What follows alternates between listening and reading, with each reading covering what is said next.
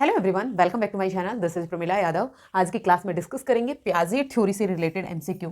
Piaget की theory है, हर एक एग्जाम में पूछी जाती है, चाहे कोई भी स्टेट का टेट एग्जाम हो या फिर कोई भी टीचिंग एग्जाम। हर एक एग्जाम में पियाजेट की थ्योरी से 2 से 3 क्वेश्चन पूछे जाते हैं, इसीलिए अपने आप में बहुत इंपॉर्टेंट थ्योरी रहने वाली है।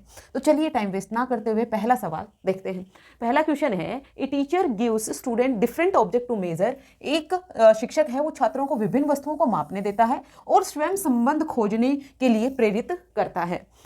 This teaching method is most consistent of, यानी यहां पर टीचर खुद काम ना करके बच्चों से काम करवा रहा है, बच्चों को एक्टिविटी करवा रहा है। तो क्या ये बिहेवियरिज्म से रिलेटेड है, कंस्ट्रक्टिविज्म से रिलेटेड है, कंडीशनिंग है या रोट लर्निंग है? देखिए यहां पर बच्चे एक्टिवली इंगेज्ड हैं, तो रोट मेमोराइजेशन तो वहां पर नहीं है। व्यवहारवाद और कंडीशनिंग दोनों एक दूसरे से जुड़े हुए हैं। व्यवहारवादी कहते हैं कि जब भी आप बच्चे में लर्निंग करवाना चाहते हैं तो स्टिमुलस और रिस्पॉन्स के बीच में आप कंडीशनिंग करवाएं, इनके बीच में बॉन्डिंग करवाएं तो लर्निंग होगी। यहाँ स्टिमुलस और रिस्पॉन्स के बीच में कंडीशनिंग की बात नहीं की गई है। और बिहेवियरिस्ट में कौन कौन आता है? स्किनर हो गया, पावलोव हो गए, थोंडाइक हो गए, ये सब व्यवहारवादी हैं। लेकिन यहाँ पर जो सिचुएशन दी हुई है ये कंस्ट्रक्टिविज्म स्कूल ऑफ साइकोलॉजी से रिलेटेड है। कंस्ट्रक्टिविस्ट कहते हैं कि बच्चे को आप एक्टिविटी करने दीजिए, बच्चा खुद से अपने ज्ञान का निर्माण कर लेगा। तो इसका आंसर क्या हो जाएगा? Option number B. अगर आपको इस एमसीक्यू सीरीज की पीडीएफ चाहिए तो पीडीएफ मेरे टेलीग्राम चैनल पर मिल जाएगी। चैनल का लिंक मैं आपको डिस्क्रिप्शन में दे दूंगी। नेक्स्ट क्वेश्चन है, रिया का मानना है कि वह जहां भी जाती है चांद उसका पीछा करता है। कितनी अच्छी बात है। वह यह भी सोचती है कि हर कोई दुनिया को ठीक उसी तरह से देखता है जैसे वह देखती है। तो संज्ञानात्मक विकास के किस चरण में है? पियाजेट ने अपनी थ्योरी में 4 चरण दिए। कौन कौन से? Sensory motor stage, pre operational, concrete operational और फॉर्मल ऑपरेशनल। यानी सेंसरी मोटर को हम क्या कहेंगे? इसको हम कहेंगे इंद्रिय पेशीय या इंद्रिय गत्यात्मक अवस्था, पूर्व संक्रियात्मक अवस्था, मूर्त संक्रियात्मक अवस्था और औपचारिक संक्रियात्मक अवस्था। जब बच्चा ये सोचता है कि सारी दुनिया भी उसी के पर्सपेक्टिव के अकॉर्डिंग देखती है, ये जो कैरेक्टरिस्टिक होती है, ये जो एक विशेषता होती है बच्चे की, उसको कहा जाता है ईगोसेंट्रिज्म, अहम केंद्रिता। और ये बच्चे में कब आती है? जब बच्चा प्री ऑपरेशनल स्टेज में होता है, पूर्व संक्रियात्मक अवस्था में होता है। बच्चे को ये लगता है कि मैं चल रहा हूं तो चांद मेरे पीछे पीछे आ रहा है, क्योंकि जो मुझे सही लगता है वही सारी दुनिया को सही लगता है, जो मेरा पॉइंट ऑफ व्यू है वही सारी दुनिया का पॉइंट ऑफ व्यू होगा। ये आत्म केंद्रिता यानी ईगोसेंट्रिज्म में बच्चा सोचता है। तो ये प्री ऑपरेशनल स्टेज की कैरेक्टरिस्टिक होती है। नेक्स्ट क्वेश्चन है, एक छात्र बीजगणित गणित की समस्याओं को हल कर सकता है। देखिए जो बच्चा अलजेब्रा की प्रॉब्लम्स को सोल्व कर पाता है और हाइपोथेटिकल सिचुएशंस के बारे में सोच सकता है, जैसे what if human could live on Mars, क्या होता अगर कोई भी मनुष्य है वो मंगल ग्रह पर रहते, ऐसी सिचुएशन के बारे में सोच सकता है। आपको सिर्फ ये कीवर्ड्स पकड़ने, हाइपोथेटिकल रीजनिंग। बच्चा हाइपोथेटिकल डिडक्टिव रीजनिंग करता है फॉर्मल ऑपरेशनल स्टेज में। एब्स्ट्रैक्ट थिंकिंग बच्चा कौन से स्टेज में करेगा? फॉर्मल ऑपरेशनल स्टेज में। अमूर्त चिंतन, जहां पर जो चीजें बच्चे के सामने प्रेजेंट नहीं है वो उन पर भी अपने लॉजिक, अपनी थिंकिंग लगा पाता है, वो फॉर्मल ऑपरेशनल स्टेज में होती है जब बच्चा 12 से 18 वर्ष में होता है, यानी जब बच्चा किशोर अवस्था में होता है। किशोर अवस्था में होता है। हाइपोथेटिकल डिडक्टिव रीजनिंग या फिर हम एब्स्ट्रैक्ट थिंकिंग है, ये highest level of cognitive development होता है according to Piaget. Next question है, the hallmark of concrete operational stage is. Concrete operational stage है, ये कौन सी नंबर की स्टेज है? 3rd नंबर की स्टेज है। ये स्टेजेस आपको सीक्वेंस में याद रखनी है, क्योंकि कई बार आपसे क्वेश्चन सीक्वेंस में पूछ लिया जाता है कि पियाजेट की थ्योरी की जो 4 स्टेजेस हैं उनको सीक्वेंस में आप बताएं। सबसे पहले sensory motor stage, pre operational stage, concrete operational stage और फॉर्मल ऑपरेशनल स्टेज। ईगोसेंट्रिज्म अभी हमने डिस्कस किया, प्री ऑपरेशनल स्टेज में आता है, तो ये तो ऑप्शन नहीं होगा। रिफ्लेक्स एक्शन, रिफ्लेक्स एक्शन क्या होती है? अनैच्छिक क्रियाएं, इनवॉलेंटरी एक्शन जिस पर किसी भी ह्यूमन का कंट्रोल नहीं होता है, स्वतः ही होती हैं। बहुत ज्यादा तेज लाइट देखते ही आपकी आंखों का बंद हो जाना, ये क्या है? रिफ्लेक्स एक्शन है। तो रिफ्लेक्स एक्शन बच्चे इन्फेंसी में शो करता है। कब शो करता है? इन्फेंसी में शो करता है, यानी 0 से 2 साल में शो करता है। सेंसरी मोटर स्टेज में शो करेगा, ये भी गलत हो गया। हाइपोथेटिकल रीजनिंग अभी हमने देखा कि बच्चा जब 12 से 18 में होगा, फॉर्मल ऑपरेशनल स्टेज औपचारिक संक्रियात्मक अवस्था में करता है। कंजर्वेशन की कैरेक्टरिस्टिक है, बच्चा कब शो करता है? जब वो कॉन्क्रीट ऑपरेशनल स्टेज में होता है। याद रखना, सी से कॉन्क्रीट और सी से कंजर्वेशन। कंजर्वेशन से बहुत बार क्वेश्चन पूछे जाते हैं। कंजर्वेशन को हम एक्सप्लेन करेंगे आगे, मैंने एक और क्वेश्चन डाला है तब समझेंगे कंजर्वेशन क्या होता है। देखिए नेक्स्ट है, according to Piaget cognitive development depend on. Piaget के अनुसार जो कॉग्निटिव डेवलपमेंट है वो किस पर डिपेंडेंट होता है? क्या वो रीइंफोर्समेंट पर होता है? क्या वो मैच्योरेशन एंड एनवायरनमेंट पर होता है? पनिशमेंट पर होता है या इमिटेशन पर होता है? देखिए रीइंफोर्समेंट और पनिशमेंट की बात पियाजेट नहीं करते। रीइंफोर्समेंट और पनिशमेंट की बात कौन करते हैं? स्किनर करते हैं। स्किनर की थ्योरी का नाम आपको पता है तो मुझे कमेंट में बताइएगा। स्किनर ने अपना एक्सपेरिमेंट किस पर किया था ये भी बताइएगा। मैं ही बता देती हूँ, चूहे और कबूतर पर स्किनर ने अपना एक्सपेरिमेंट किया था। इनकी थ्योरी के बहुत सारे अलग अलग नाम हैं, जैसे operant conditioning theory, instrumental conditioning theory, और इसको हम कहते हैं response RS type theory. Skinner की थ्योरी मैंने डिटेल में अपने चैनल पर करवाई है, अगर आपको कहीं डाउट है तो आप वो थ्योरी देख सकते हैं। फिर उसके बाद इमिटेशन, अनुकरण का मतलब होता है जस्ट कॉपी पेस्ट करना, लेकिन पियाजेट तो कहते हैं कि बच्चों को एक्टिवली इंगेज करो, खुद करके सीखेंगे, दूसरों की नकल करके नहीं सीखेंगे, तो ये भी गलत हो गया। बच गया क्या? Maturation and environment interaction. जरूरी नहीं होता कि आपको एग्जैक्ट आंसर ही पता हो, आपको गलत आंसर भी अगर आप हटा देंगे ना तो भी आप सही आंसर निकाल लेंगे, और ये कब होगा? जब आप बार बार प्रैक्टिस करोगे। थ्योरी कहीं से भी आप जो भी आपको समझ में आता है, जिसका भी थ्योरी आपको समझ में आती है, एक बार आप थ्योरी वहां से कर लीजिए, फिर उसके बाद जहां से भी आपको एमसीक्यूज की प्रैक्टिस मिलती है, उतने जितने ज्यादा आप एमसीक्यूज की प्रैक्टिस करेंगे उतना ही आपका अपने सब्जेक्ट पर जो कमांड है वो होती जाएगी। तो एमसीक्यूज आपको ज्यादा करने चाहिए जहां से भी आपको मिले, लेकिन ऑथेंटिक होने चाहिए। अगर आप गलत एमसीक्यूज प्रैक्टिस करेंगे तो वहां पे आपको डाउट भी आ सकता है। अच्छा, अगर आपको इन एमसीक्यूज से रिलेटेड कोई भी डाउट हो तो आप मुझे कमेंट में पूछ सकते हैं, उसका आपको सोल्यूशन जरूर मिलेगा। नेक्स्ट क्वेश्चन देखते हैं।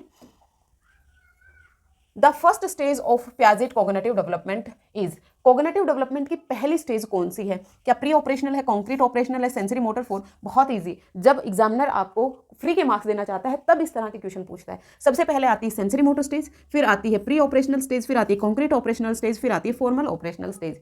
जब मैंने पियाजेट की थ्योरी कराई तो मैंने इसको निमोनिक्स भी बताया था, some people can fly, some people can fly से आप चारों स्टेजेस याद रख सकते हैं। तो सबसे पहली स्टेज क्या आएगी? सेंसरी मोटर स्टेज आएगी। फिर उसके बाद है object permanence develop in which stage, बच्चे में ऑब्जेक्ट परमानेंस कब डेवलप हो जाता है? बच्चे में ऑब्जेक्ट परमानेंस है वो सेंसरी मोटर स्टेज में ही डेवलप हो जाता है, जब बच्चा 0 से 2 साल की उम्र में होता है। अब ऑब्जेक्ट परमानेंस क्या होती है ये हम नेक्स्ट क्वेश्चन में समझेंगे। देखिए, ये सेंसरी मोटर स्टेज की ना दो कैरेक्टरिस्टिक होती हैं, कौन कौन सी? एक तो ऑब्जेक्ट परमानेंस होता है और एक होता है गोल डायरेक्टेड बिहेवियर। गोल डायरेक्टेड बिहेवियर ये भी सेंसरी मोटर स्टेज की कैरेक्टरिस्टिक होती है। बच्चा अपनी सेंसेस के थ्रू सीखता है। यहाँ पर सेंसेस इंद्रियां हैं वो टीचर होती हैं, और यहाँ पर बच्चे में रिफ्लेक्स एक्शन देखने को मिलती है। ये चार चीजें आपको सेंसरी मोटर स्टेज के बारे में याद रखनी है, इससे बाहर सेंसरी मोटर स्टेज में कुछ नहीं पूछा जाता। नेक्स्ट क्वेश्चन देखते हैं। देखिए, a child calls A zebra a horse, एक बच्चा है जो जेब्रा को घोड़ा कहता है, यानी दो सिमिलर ऑब्जेक्ट्स के बीच में वो डिफरेंशिएट नहीं कर पाता, वो जेब्रा को घोड़ा कहता है क्योंकि वह समान दिखता है। बाद में अंतर जानने के बाद वह सुधार करता है। तो जेब्रा को घोड़ा कहना का उदाहरण है, और सुधार करना किसका उदाहरण है? इसमें मैं आपको दो कॉन्सेप्ट करवाने वाली हूँ। जब बच्चे के माइंड में कोई स्कीमा होता है, जैसे बच्चे ने घोड़े के बारे में जान रखा था कि घोड़ा के 4 पैर होंगे, एक पूंछ होगी, मुंह होगा, इस तरह की एक इमेज बच्चे के माइंड में थी। जैसे ही उसने जेब्रा को देखा तो उसने वहां पर उसको कंपेयर किया, सिमिलरिटी देखी कि इसके भी 4 पैर हैं, ये भी लगभग उसी हाइट का है, इसके भी पूंछ है, तो उसने जेब्रा को घोड़ा कह दिया। यानी जैसे ही बच्चे के पास न्यू इंफॉर्मेशन आई तो उसने एज इट इज अपने स्कीमा में उसको ऐड कर लिया। तो एज इट इज उसको ऐड कर लिया, जेब्रा को घोड़ा कहा, एज इट इज उसे ऐड कर लिया, तो ये है असिमिलेशन। ये क्या है? असिमिलेशन। ये रहा पहला ऑप्शन, असिमिलेशन। और जब बच्चे को ये बताया गया कि घोड़ा अलग है और जेब्रा अलग है, इन दोनों में डिफरेंस होता है, तो अब बच्चा क्या करेगा? अपनी स्कीमा में करेक्शन करेगा, अपनी स्कीमा में चेंज करेगा, मॉडिफिकेशन करेगा, उसे कहते हैं हम अकोमोडेशन। दोनों चीजें याद रखनी है। असिमिलेशन का मतलब क्या है? डायरेक्ट ऐड कर लेना, जोड़ लेना, जैसे ए से असिमिलेशन, ए से ऐड कर लेना। अकोमोडेशन भी ए से होता है, लेकिन इसमें आपको ध्यान रखना है अकोमोडेशन का मतलब क्या होता है? चेंज करना होता है, मॉडिफाई करना होता है, करेक्ट करना होता है। ओके, तो ये था असिमिलेशन और अकोमोडेशन। अगर आपको समझ आया तो कमेंट करके जरूर बताइएगा। Egocentrism is mainly found in, बच्चे में ईगोसेंट्रिज्म कब पाया जाता है? अहम केंद्रिता, यानी सारी दुनिया उसी के पर्सपेक्टिव से इस संसार को देखती है। जैसे हमने पहला क्वेश्चन किया था कि चांद उसके पीछे पीछे चल रहा है, तो ये जो ईगोसेंट्रिज्म है बच्चा कब शो करता है? सेंसरी मोटर स्टेज में शो करता है, या प्री ऑपरेशनल स्टेज में शो करता है? प्री ऑपरेशनल स्टेज में शो करता है, सेंसरी मोटर स्टेज में शो नहीं करता है। नेक्स्ट क्वेश्चन देखते हैं। Conservation of quantity develop in, बच्चे में कंजर्वेशन है वो कब डेवलप हो जाती है? ये क्वेश्चन शायद हम कर चुके हैं। कंजर्वेशन है वो बच्चे में कॉन्क्रीट ऑपरेशनल स्टेज में डेवलप हो जाती है। सी से कंजर्वेशन, सी से कॉन्क्रीट। नेक्स्ट क्वेश्चन है एब्स्ट्रैक्ट थिंकिंग डेवलप ड्यूरिंग, बच्चे में एब्स्ट्रैक्ट थिंकिंग कब डेवलप हो जाती है? जब बच्चा एडोलेसेंस में होता है, जब बच्चा 12 से 18 साल में होता है, जब बच्चा फॉर्मल ऑपरेशनल स्टेज में होता है, तब बच्चे में एब्स्ट्रैक्ट थिंकिंग डेवलप हो जाती है।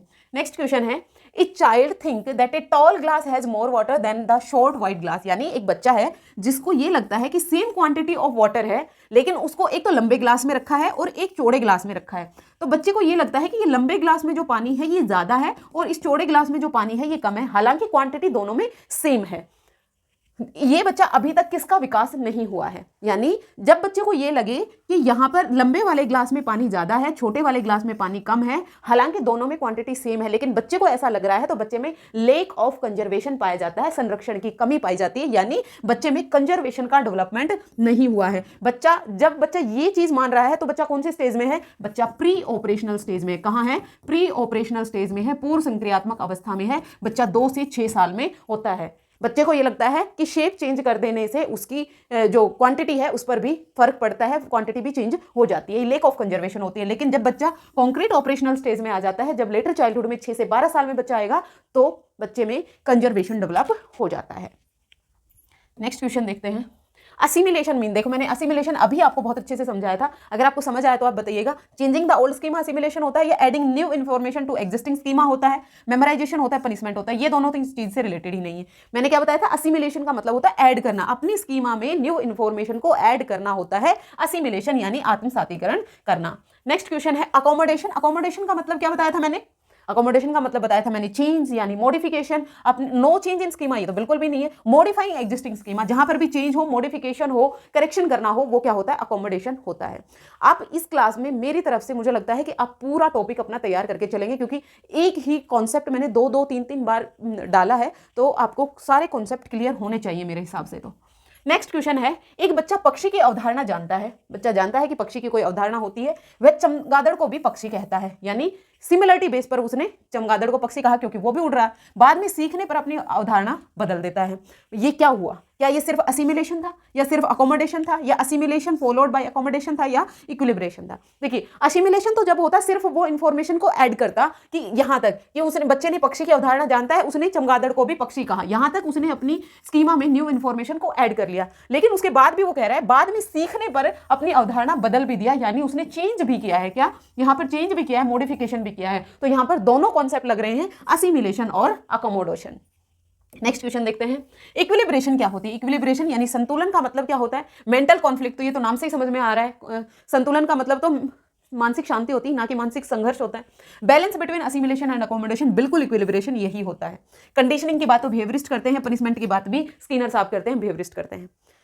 असिमिलेशन, देखिए जब हम कोई भी नई चीज सीखते हैं तो हमारे दिमाग में एक डिस्टर्बेंस क्रिएट होता है, न्यू इन्फॉर्मेशन ऐड करना, फिर उसमें चेंज करना, तो हमारी मानसिक शांति कुछ टाइम के लिए भंग हो जाती है। लेकिन जब हम नई चीज इजीली सीख लेते हैं, अपनी स्कीमा में नई चीज को मॉडिफाई करके, चेंज करके अपनी स्कीमा में उसको स्टोर कर लेते हैं, तो हमारी मानसिक शांति आ जाती है, संतुलन आ जाता है, यानी इक्विलिब्रेशन आ जाता है। नेक्स्ट क्वेश्चन है, according to Piaget learning is, Piaget के अकॉर्डिंग लर्निंग है क्या? क्या टीचर सेंटर्ड है? बिल्कुल भी नहीं है, क्योंकि पियाजेट तो कंस्ट्रक्टिविस्ट हैं, और कंस्ट्रक्टिविस्ट कहते हैं कि चाइल्ड को एक्टिव करो, चाइल्ड सेंटर्ड एजुकेशन दो। पैसिव प्रोसेस भी नहीं है, एक्टिव कंस्ट्रक्शन ऑफ नॉलेज है, और बच्चे अपने नॉलेज का कंस्ट्रक्शन एक्टिवली कब करेंगे? जब वो अपने इन्वायरमेंट के साथ इंटरेक्ट करेंगे। रिवॉर्ड बेस नहीं है, ये मैं पहले भी बता चुकी हूँ। नेक्स्ट क्वेश्चन देखिए, ए चाइल्ड, 1 वर्ष का बच्चा है, खिलौना कपड़े के नीचे छुपाने पर रोता है, लेकिन कुछ समय बाद उसे ढूंढना बंद कर देता है। यह किसके अपूर्ण विकास की तरफ दर्शाता है? एक 1 साल का बच्चा है, आपने उसके टॉय को छुपा दिया है, बच्चा कुछ टाइम के लिए ढूंढेगा, लेकिन फिर वो अपने आप रोना बंद कर देता है। तो ये क्या बताता है कि बच्चे में किस चीज का डेवलपमेंट नहीं हुआ है? कंजर्वेशन तो बच्चे में कब होगा? कॉन्क्रीट ऑपरेशनल स्टेज में होगा। और ये जो बच्चा है, ये 1 वर्ष का है। 1 साल का बच्चा कौन से स्टेज में होता है? सेंसरी मोटर स्टेज में होता है। क्या सेंसरी मोटर स्टेज में बच्चे में ऑब्जेक्ट परमानेंस आती है, या ईगोसेंट्रिज्म है, या फिर एब्स्ट्रैक्ट थिंकिंग तो कहां जाती है? फॉर्मल ऑपरेशनल स्टेज में। ईगोसेंट्रिज्म कहां जाती है? प्री ऑपरेशनल स्टेज में। चांद मेरे पीछे पीछे चल रहा है। ऑब्जेक्ट परमानेंस, वस्तु स्थायित्व आ गई है, यानी वस्तु स्थायित्व की कमी है। जब बच्चे में वस्तु स्थायित्व आ जाती है, तो बच्चे को यह समझ में आता है कि जो चीज उसके सामने प्रेजेंट नहीं भी है, तो भी वो कहीं ना कहीं इस दुनिया में एग्जिस्ट करती है। यहां पर बच्चे ने कुछ टाइम के लिए तो ढूंढा, फिर उसने छोड़ दिया। उसे लगता है कि जो चीज उसके सामने प्रेजेंट नहीं है, वो आसपास भी कहीं नहीं है, इसलिए वो ढूंढता नहीं है। लेकिन जैसे ही बच्चा 15 महीने के 18 महीने के आसपास आता है, तो उसमें ऑब्जेक्ट परमानेंस डेवलप हो जाती है, इन्फेंसी में ही। जब उसे यह समझ में आ जाता है कि जो चीज उसके सामने प्रेजेंट नहीं भी है, तो भी वो कहीं ना कहीं इस दुनिया में एग्जिस्ट करती है। नेक्स्ट क्वेश्चन है, एक 4 वर्ष का बच्चा है जो सोचता है कि जो दुनिया उसी तरह देखते हैं जैसे वह देखता है। ये हम डिस्कस कर चुके हैं। ये क्या होता है? अहम केंद्रिता होती है, ईगोसेंट्रिज्म होता है। और ईगोसेंट्रिज्म बच्चे में कब आता है? प्री ऑपरेशनल स्टेज में होता है, जब बच्चा 2 से 6 वर्ष में होता है। देखो आप इनको ना इसी तरह लिंक करके पढ़िएगा कि सेंसरी मोटर स्टेज बच्चे में 0 से 2 साल, 0 से 2 साल क्या कहेंगे? इन्फेंसी कहेंगे। प्री ऑपरेशनल स्टेज 2 से 6 साल अर्ली चाइल्डहुड कहेंगे। अर्ली चाइल्डहुड कहेंगे। फिर कॉन्क्रीट ऑपरेशनल स्टेज 6 से 12 साल, इसको हम लेटर चाइल्डहुड कहेंगे। फिर उसके बाद फॉर्मल ऑपरेशनल स्टेज 12 से 18 वर्ष, इसको हम एडोलेसेंस कहेंगे। इस तरह से जब आप एक दूसरी चीज़ों को लिंक करके चलते हो ना तो आपको याद रहता है। तो होपफुली आपको ये क्वेश्चन क्लियर हुए होंगे। अगर आपको कहीं कोई डाउट है आप कमेंट करके जरूर बताइएगा, और अगर आपको क्लास पसंद आई तो आप लाइक शेयर सब्सक्राइब कर सकते हैं। और अगर आपको ये पीडीएफ चाहिए, पीडीएफ आपको मेरे टेलीग्राम चैनल पर मिलेगी, लिंक मैं आपको डिस्क्रिप्शन में दे दूंगी। और अगर आपको पियाजेट की थ्योरी देखनी है तो थ्योरी का लिंक भी मैं आपको डिस्क्रिप्शन में दे दूंगी, आप वहां से देख सकते हैं। आज के लिए इतना ही, मिलते हैं फिर से। Thank you very much.